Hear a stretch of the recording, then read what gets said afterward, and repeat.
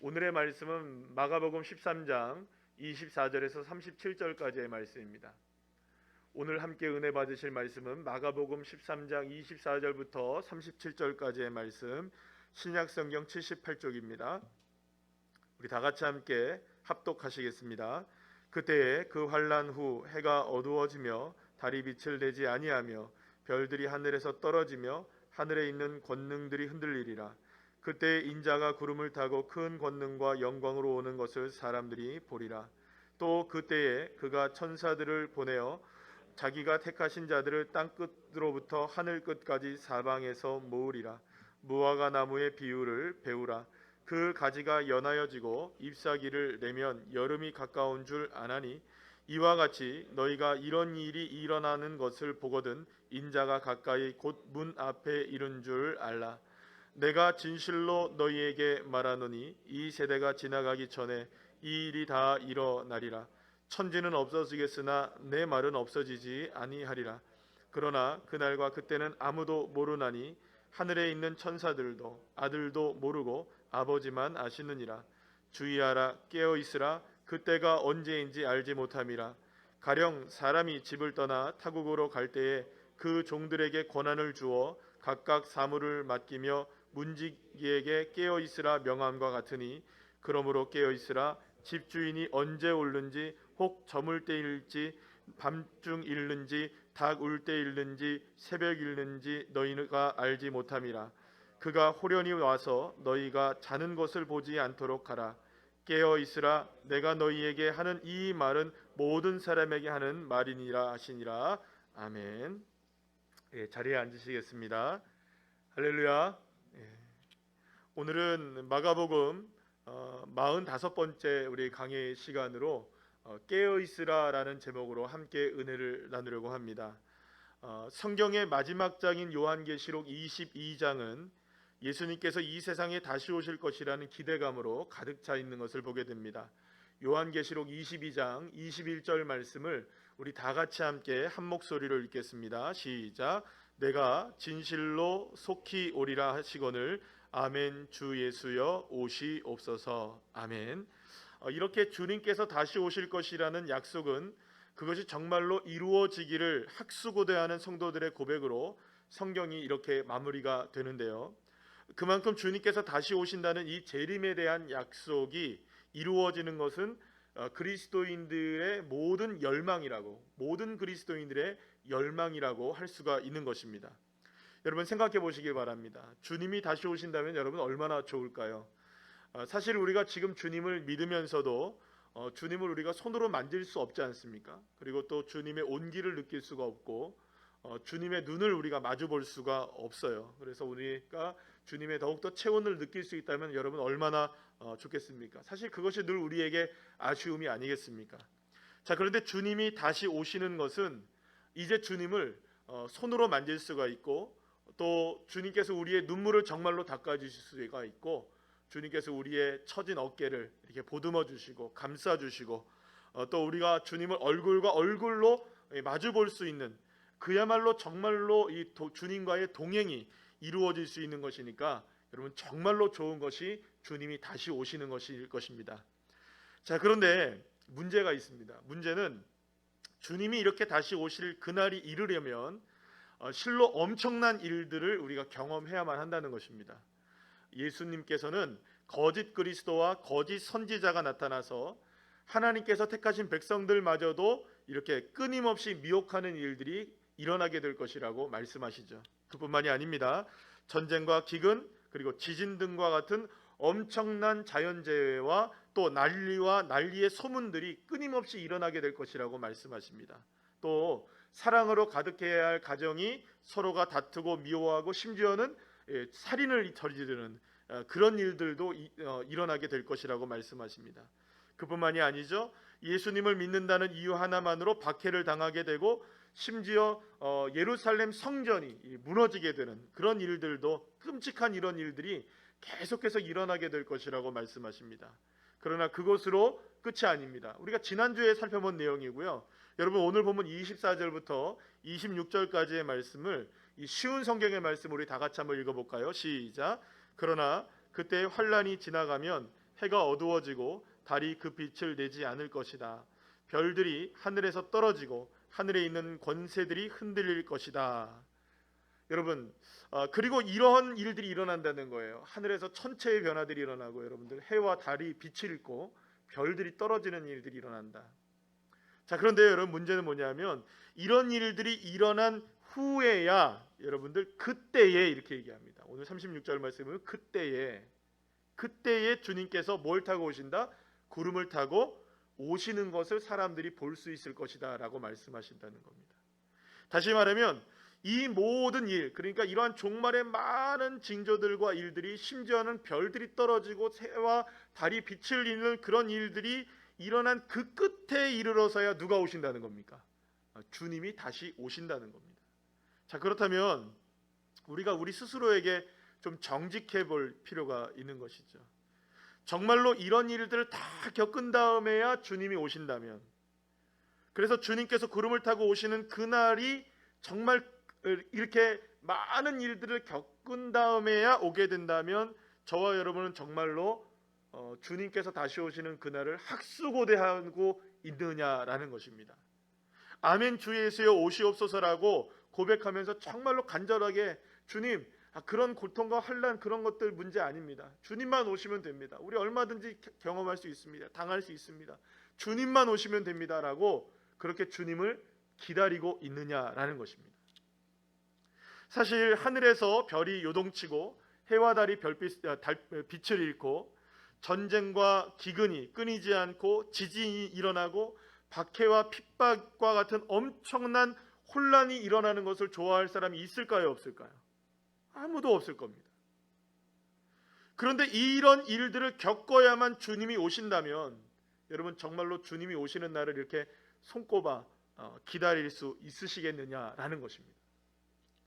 물론 이러한 종말의 징조들이 주님께서 다시 오시는 징조이기 때문에 어쩌면 이런 일이 일어날 때마다 우리는 열광하고 감격해야 되는 거예요. 오히려 그러니까는 만약에 정말로 해가 뜨지 않았다 그러면 아멘 주 예수여 오시옵소서 이래야 된다는 거예요.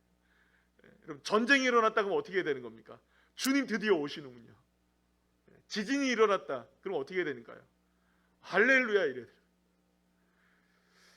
여러분 물론 제가 조금 과장스럽게 지금 얘기를 좀 드렸지만 만약에 이런 일이 일어날 때마다 열광하며 감격한다고 했을 때, 하지만 대부분 이런 종말의 징조들이 일어날 때 흥분하거나 기대하거나 주님의 재림이 오시는구나라고 손꼽아 이렇게 주님을 기대하는 사람들이 많지는 않아 보인다는 것이죠.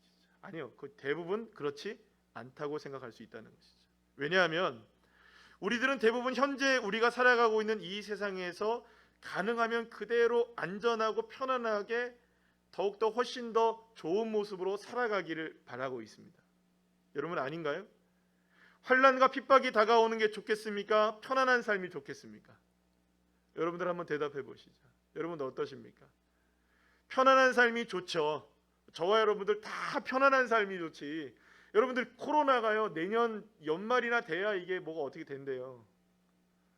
뭐 백신이 나와도 그게 제대로 될 수 있는 거는 또 내년 연말이나 돼야 봐야 안 되는 거예요.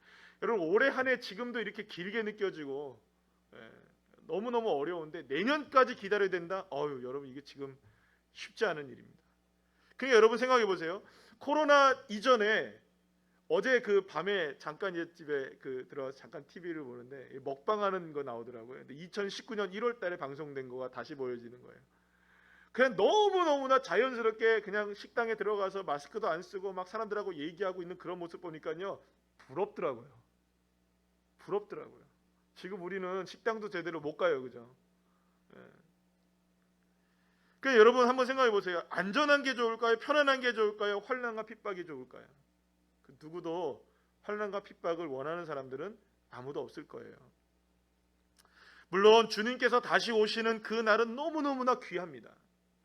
주님이 다시 오실 그날은 반드시 이루어지게 될 것이고 그러한 일이 일어나는 세상의 종말과 최후의 심판 등과 같은 성경의 진리를 사실은 그리스도인들 모두가 다 믿고 있습니다. 아멘이시죠?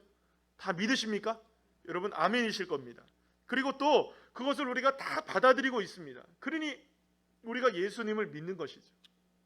그러나 그런 일들이 일어날 때마다 주님이 다시 오신다는 것 때문에 열정적이 되거나 흥분하지는 않는다는 것입니다.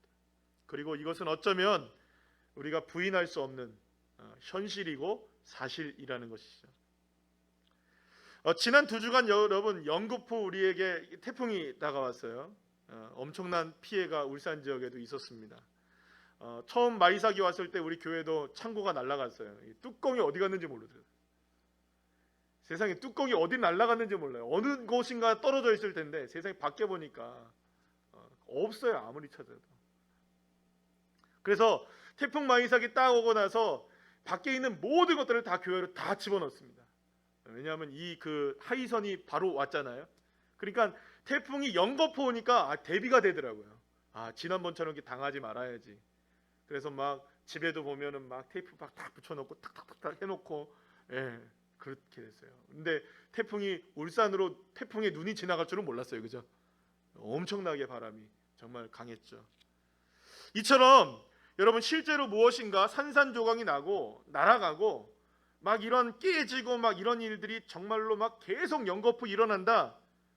정말로 하늘에서 별들이 계속 떨어져요. 막 하나 떨어졌는데 다음 날도 떨어지네. 막 이러고 계속해서 이런 천체적인 이상들이 갑자기 일어나고 온 세상이 정말로 캄캄해지는 일들이 계속적으로 일어나면 그때에서 우리는 이런 생각을 할 거예요.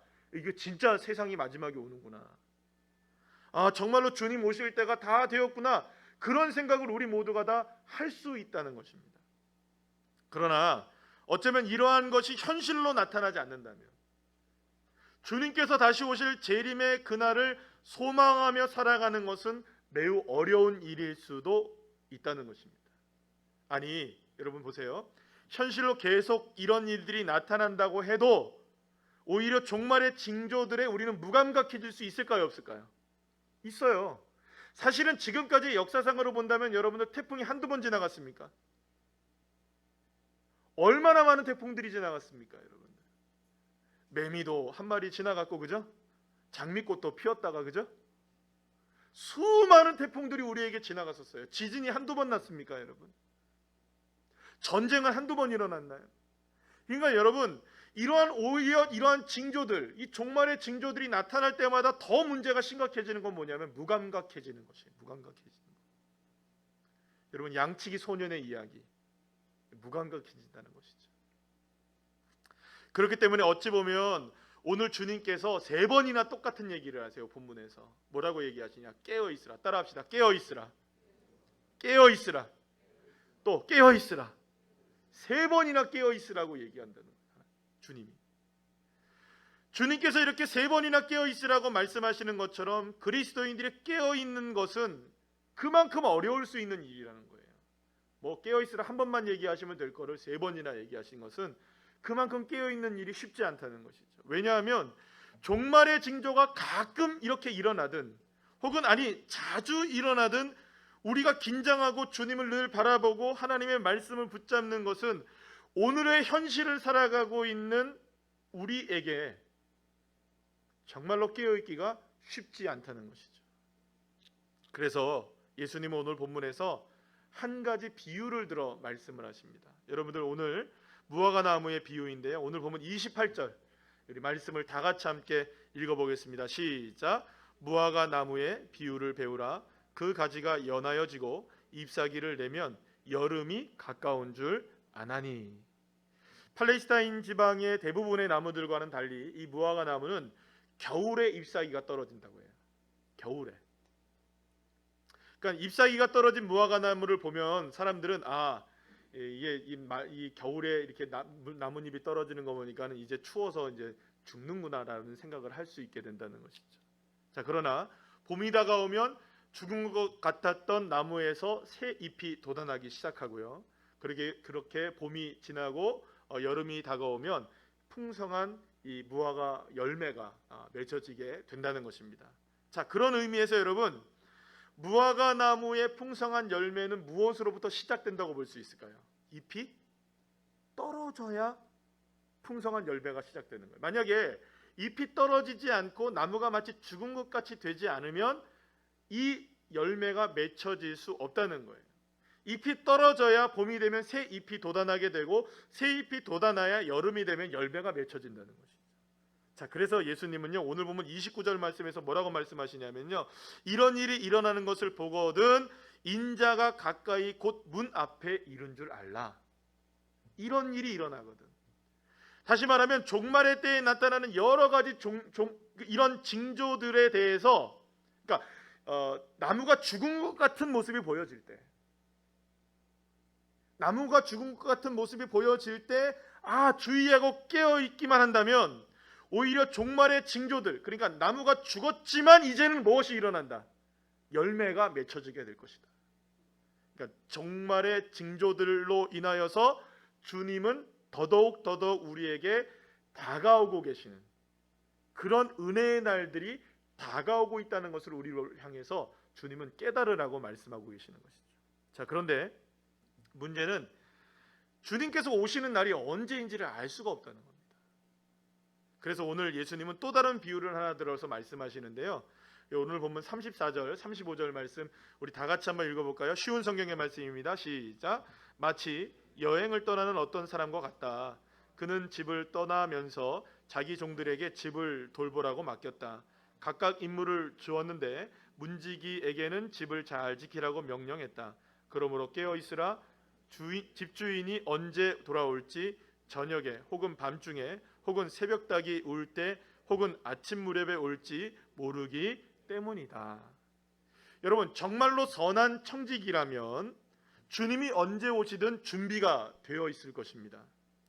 언제나 집을 깨끗하게 정리하고 있을 것이고 자신에게 맡겨진 임무에 최선을 다하고 있을 것입니다. 그래서 오늘 여러분 본문 33절 말씀 우리 다 같이 한번 읽어볼까요? 시작. 주의하라, 깨어 있으라. 그때가 언제인지 알지 못함이라. 아멘. 그렇다면 여러분, 예수님께서 주의하라, 깨어 있으라고 말씀하신 것은 무엇에 대한 주의하고 깨어 있으라는 말씀일까요? 종말의 징조들에 대해서 깨어 있으라 주의하라는 말씀일까요? 여러분, 그렇게도 생각할 수 있지만 그것이 아니라는 겁니다. 물론 종말의 징조들에 대해서도 깨어 있어야 하고 종말의 징조들에 대해서도 우리가 주의를 기울여야 하지만 그리스도인들이 더욱더 깨어 있어야 하고 주의를 기울여야 하는 것은, 따라합시다, 반드시 주님이 다시 오신다. 그러니까 주님이 다시 오신다는 사실을 깨어 있어야 한다는 거예요. 주님이 다시 오신다는 사실에 주의하고 있어야 된다는 겁니다. 그래서 여러분, 예수님은 비유로 무화과 나무와 타국에 간 주인의 이야기를 해주신 것이에요. 이 두 이야기의 공통점이 뭡니까? 반드시 열매는 맺혀진다. 반드시 누구는 돌아온다. 주인은 돌아온다. 마찬가지로 여러분, 예수님은 이러한 수많은 종말의 징조들을 뚫고서 반드시 구름을 타고 우리에게 다시 오신다는 거예요.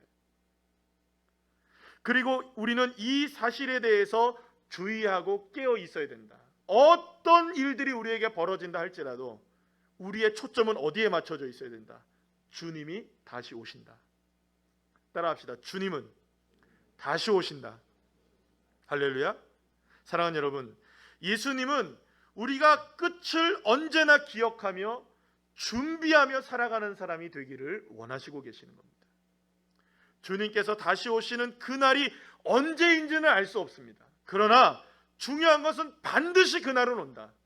그날은 반드시 온다는 확실한 삶의 시간표를 확정짓는 인생으로 살아가야 한다는 것입니다.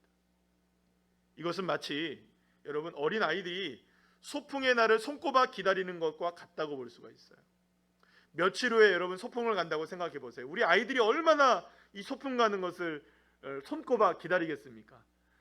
그래서 여러분, 언제나 그 아이들에게는 초점이 어디에 맞춰질까요? 소풍 가는 그날에 맞춰져 있어요. 그렇게 하루가 지나고 이틀이 지나면 어느새 손꼽아 기다리던 소풍날이 다가오는 거예요. 여러분, 그러면 소풍날이 다가오는 그날까지 우리 아이들은 아무런 일도 경험하지 않나요? 아닙니다. 여러 가지 일들을 경험하고 살아갑니다. 그러나 참을 수 있는 거예요. 무엇이 다가오니까? 소풍의 날이 다가오니까. 자, 그래서 예수님은 저와 여러분, 우리의 삶을 어디서부터 시작하는 사람이 되어야 되느냐? 우리는 사실은 지금 시간의 흐름이 오늘에서 내일로, 내일에서 그 다음 날로 흐르잖아요. 그렇죠? 시간이 이렇게 흘러가고 있잖아요. 그러니까 오후 1시에서 2시, 3시, 4시 이렇게 흘러가잖아요. 그런데 그리스도인들의 시간표는 끝에서부터 시작하는 겁니다. 마지막 시간이 우리가 바라봐야 할 시간표의 종점이라는 것이죠. 우리의 삶을 끝에서부터 시작하는 삶이 되어야 한다는 것을 주님이 말씀하고 계시다는 거예요. 그리고 이렇게 끝을 바라보는 삶이 된다면 그때가 저녁이 될 수도 있고 한밤중이 될 수도 있고 새벽닭이 올 때가 될 수도 있고 그리고 아침이 될 수도 있는, 언제나 우리가 주의하고 깨어 있을 수 있다면, 그리고 그때를 맞추고 살아간다면, 주님이 다시 오실 그날을 기대하고 살아간다면 우리는 모든 삶을 새롭게 바꿔나갈 수 있다는 것입니다. 자, 그런데 그것을 아십니까? 예수님께서 그토록 주의하라 깨어 있으라고 말씀하셨지만, 여러분 오늘 이 본문 이후에 14장 다음 주에 우리가 살펴볼 텐데요, 14장 15장의 내용 그리고 16장의 내용을 이렇게 보게 되면 예수님의 제자들에게 분명히 뭐라고 주님 말씀하십니까? 깨어라, 주의하라, 새벽이든 밤이든 언제든지 주의하라고 말씀하셨는데요, 제자들은 불과 며칠 후 저녁 식사를 할 때 예수님을 배반합니다. 저녁 시간에 한밤중에 주님을 위해서 깨어 기도할 수 있는 시간이 있었어요, 겟세마네 동산에서. 그러나 졸 수밖에 없었어요. 새벽닭이 올 때 베드로는 예수님을 몇 번이나 부인했습니까? 3번이나 부인하고 저주까지 합니다. 그뿐이에요, 여러분. 예수님이 동터오는 새벽녘에 부활하셨을 때 예수님의 제자들 중 그 누구도 주님을 맞이하는 사람이 없었다는 거예요. 사랑하는 여러분, 예수님의 제자들에게 주님께서 경고하셨지만 며칠이 지나지 않아서도 한밤중이든 저녁이든 아침이든 새벽이든 그들은 주님을 만나고 주님을 위해서 헌신할 수 있고 주님을 기쁨을 함께 나눌 수 있는 그 시간들을 다 놓쳐버렸어요. 사랑하는 여러분, 오늘 우리의 삶 가운데 무엇을 먹을까, 무엇을 마실까, 무엇을 입을까에 집중하고 우리가 살아간다면 지금 우리의 삶에 다가오고 계시는 주님을 몰라볼 수 있어요. 여러분, 저녁일 수도 있습니다. 한밤중일 수도 있습니다. 새벽닭이 올 때일 수도 있습니다. 아니면 아침일 수도 있습니다. 자, 그런데 이 말을 다르게 생각하면 우리가 주의하고 깨어있기만 한다면 하루의 각각의 시간대 속에서 우리가 얼마든지 주님이 우리에게 다가오고 계신다는 것을 경험할 수 있다는 거예요. 굳이 마지막 날이 아니다 할지라도 우리가 한밤중에 주님 앞에 깨어있을 수 있다면, 새벽녘에 우리가 깨어있을 수 있다면, 한낮에 우리가 주님을 주의할 수 있다면 우리에게 다가오시는 주님의 놀라운 은혜를 얼마든지 우리의 일상 속에서 경험할 수 있다는 것입니다. 그러나 반대로 우리가 그렇지 못할 수도 있다는 것입니다. 다시 말하면 오늘의 삶 가운데 살아가는 우리의 삶 속에서 각자의 상황 속에서 각자의 시간 속에서 얼마든지 주님을 볼 수 있지만, 그러나 우리가 깨어있지 않다면, 우리가 주의하지 않는다면, 정신을 바짝 차리지 않는다면 우리에게 다가오시는 주님이 우리에게 다가오셨는지도 모른 채 주님을 부인하고 저주하고 주님과 상관없는 인생으로 살아갈 수도 있다는 것입니다. 그렇기 때문에 사랑하는 여러분, 더욱더 주의하고 깨어 있어야 하고, 사랑하는 여러분, 정신을 바짝 차리시기를 간절히 축원합니다. 사랑하는 여러분, 종말의 징조보다 더 중요한 것은 주님을 다시 만나는 일입니다. 그래서 예수님도 종말의 징조에 대해서는 뭐라고 말씀하시느냐, 따라합시다. 미혹에 빠지지 말라. 종말의 징조들에 대한 미혹에 빠지지 말라. 그러니까 종말의 징조들은 정말로 우리를 두렵게 하는 것이긴 하지만 그 두려움에 빠져 정말로 기다리고 만나야 할 주님을 바라보는 것을 놓쳐서는 안 된다는 것입니다. 그리고 주님께서는 깨어있으라고 말씀하십니다. 따라합시다. 깨어있으라. 이 말은 무슨 말이냐면요, 헬라어 원어에 이렇게 찾아보면 무감각해지지 말라는 의미입니다. 깨어있으라는 말은 무슨 말이라고요? 무감각해지지 말라는 거예요. 자, 그렇다면 무엇에 대한 무감각해지지 말라는 것일까요? 그렇죠. 주님이 다시 오신다는 사실에 대해서 무감각해지지 말라는 거예요.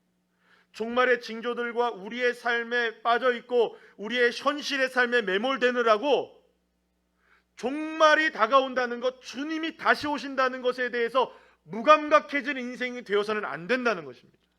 그러니까 여러분, 미혹되지 말아야 한다는 것과 깨어 있어야 한다는 것을 함께 생각해 보면 이런 말이 되는 것입니다. 종말의 징조들이 아무리 무섭고 두렵다고 해도 그러한 현상들에 대해서는 미혹되어서는 안 된다는 것입니다. 그러한 종말의 징조들로 인하여서 주님이 다시 오신다는 것에 대해서 양치기 소년과 같이 무감각해져서도 안 된다는 것입니다. 여러분, 어린아이가 한밤중에 이렇게 악몽을 꿨어요. 엄마 무서워 소리를 쳤습니다. 그러면 엄마가 뭐라고 얘기할까요? 무서워하지 마, 괜찮아, 아무것도 없잖아, 봐봐, 이 침대 밑에도 없고 장롱 속 안에도 아무것도 없고 뭐 아무것도 없어, 그러니까 안심하고 자면 돼. 그러나 여러분, 아이는 계속해서 어떤 말을 할까요? 뭐 엄마 무서워, 그래도 무서워, 이렇겠죠? 그러면 여러분 어떻게 하시겠습니까? 어떻게 아이를 진정시킬 수 있을까요? 어떻게 아이가 편안하게 남은 잠을 잘 잘 수가 있을까요? 아이와 여러분 토론해야 할까요? 아이와 논쟁을 벌여야 될까요? 야, 네가 그거 본 거는 거짓말이야 하면서 논쟁을 벌여야 될까요? 아닙니다. 무서워하는 아이를 꼭 안아주며 이렇게만 얘기하면 됩니다. 엄마가 토닥거리며 괜찮아, 엄마가 같이 있잖아. 여러분, 이거면 다 된 거 아니겠어요? 사랑하는 여러분, 그렇습니다. 무서워하는 아이에게 엄마가 있다는 것만 존재를 확인시켜주면 되는 거예요.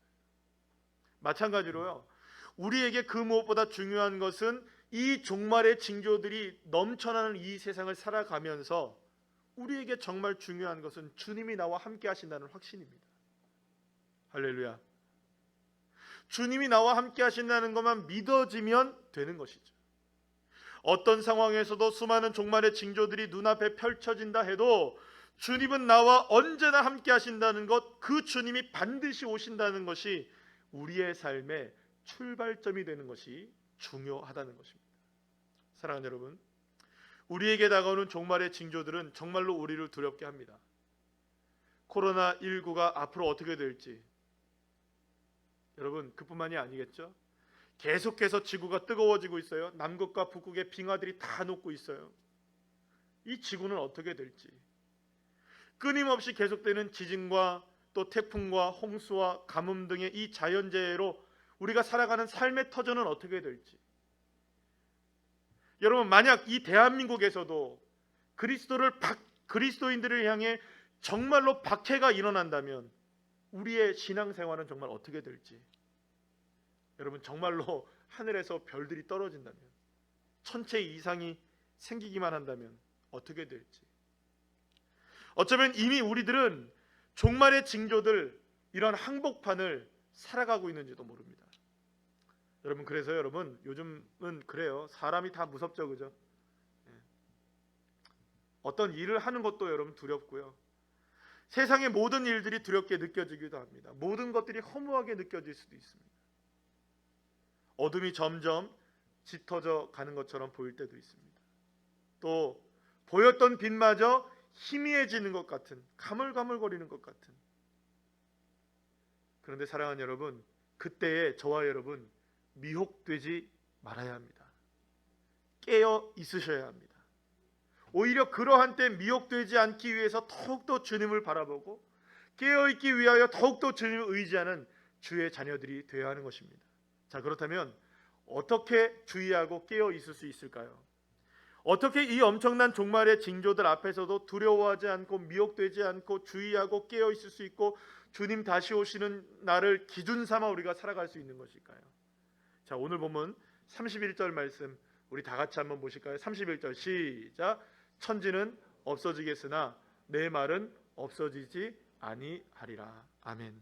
사랑하는 여러분, 예수님은 모든 것이 다 없어진다고 해도 영원히 남는 한 가지가 있다고 말씀하세요. 그것은 주의 말씀이십니다. 오직 말씀만이 남는다는 거예요. 자, 그러면 이 말은 무슨 말일까요? 저와 여러분이 어떤 상황이 펼쳐져서 우리를 완전히 다 막 가루로 만들어 버리는 그런 상황이 우리에게 펼쳐진다 해도, 그러니까 종말의 징조들이든 무엇이든 어떤 일이든 환난과 핍박이든 수없이 많은 어려운 일들이 우리에게 다가온다 할지라도 결코 없어지지 않는 것은 주의 말씀이니까,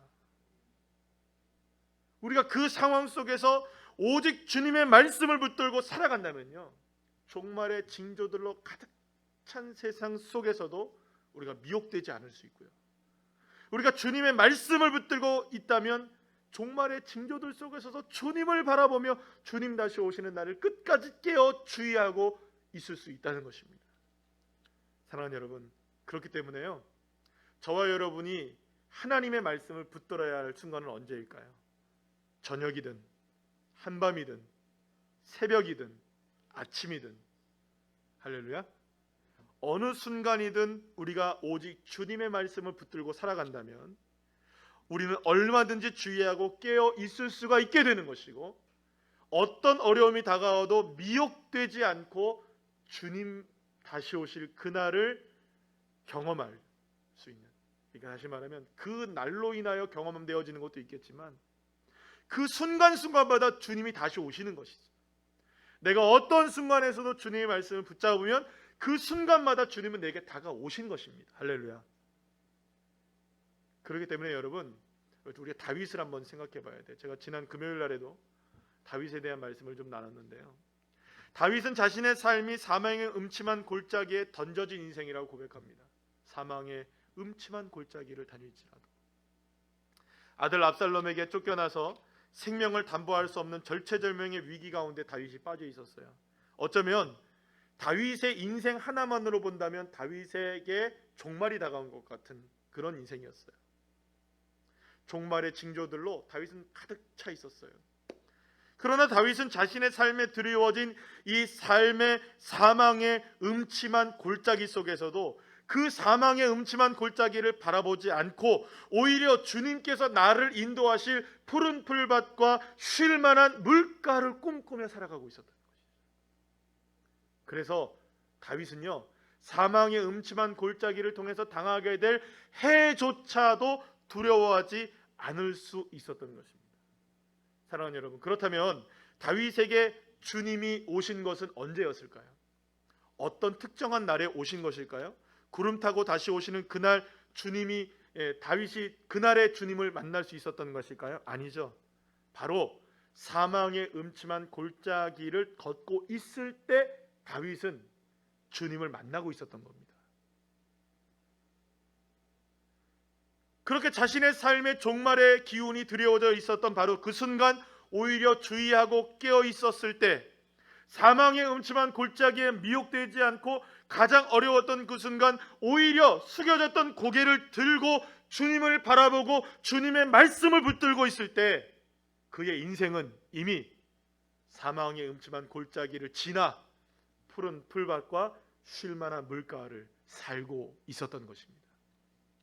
그래서 실상 주님이 다시 오실 그날이 언제인지는요, 여러분, 그래서 중요하지가 않은 거예요. 많은 사람들은 언제가 중요하다고 생각하는데 언제가 중요한 게 아니에요. 왠지 아십니까?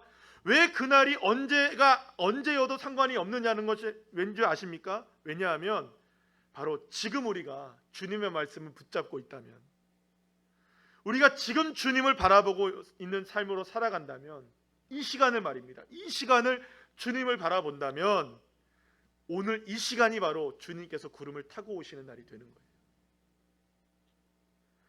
생각해 보시기 바랍니다. 오늘 주님이 내게 오신다는 것을 믿지 못한다면 어떻게 그날을 기다리겠습니까? 그러니 여러분, 주님께서 오실 그날은 다른 날이 아니라 바로 언제일까요? 오늘 이 시간인 거예요. 사랑하는 여러분, 그래서 오늘이 주님을 기다리기에 가장 좋은 날인 것이죠. 지금 고개를 들고 주님을 바라보며 우리에게 약속하신 주님의 말씀을 붙들며 주님을 기다리면 바로 오늘이 주님을 만나는 마라나타 그날이 되는 것입니다. 정말 기독교는 비겁할까라는 그 책에서 보네퍼 목사님이 유명한 분이시죠. 이분이 이렇게 말씀하는 것을 보게 되었는데요. 이런 이 글을 쓰셨습니다. 전 세계사에서 진실로 중요한 시간은 언제나 현재임을 기억하십시오.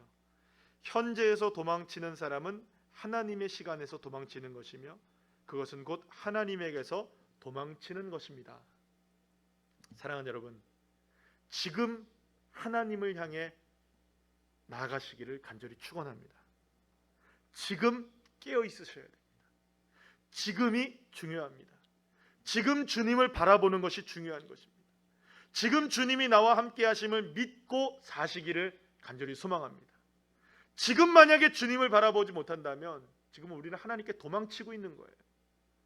지금 현재에서 주님을 온전히 의지하지 못하고 하나님의 말씀을 붙들지 못한다면 주님의 시간에서 우리는 도망치고 있는 것이라는 거죠.